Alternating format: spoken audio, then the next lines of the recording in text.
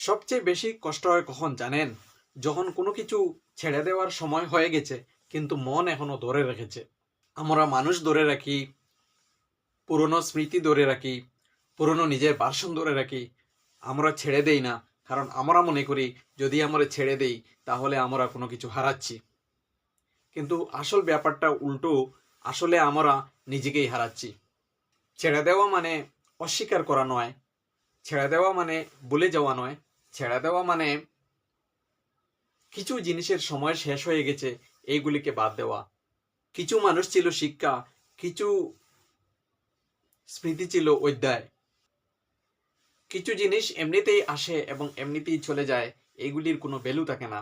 হয়তো আপনাকে শিক্ষা দিয়ে গেছে বা কোনো কিছু আপনাকে শিখিয়েছে বা কোনো ভালো এক্সপিরিয়েন্স দিয়ে গেছে।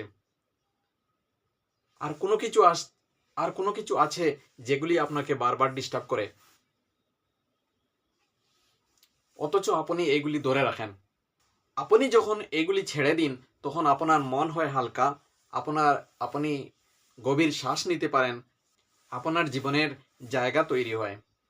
আপনি দুর্বল নন যে আপনি ছেড়ে দিলে আরো বেশি দুর্বল হবেন। আপনি শক্তিশালী। আসলে আপনি বুঝতে পারছেন যে আপনি যদি আপনাকে এইরকম কষ্টের ভিতর ধরে রাখেন তাহলে আপনার আরো অনেক বেশি ক্ষতি হবে। আপনি বুঝতে পারছেন, তাই আপনি এইগুলি ছেড়ে দিচ্ছেন, যেগুলি ছাড়লে আপনার জীবন আরো বেশি উন্নত হবে।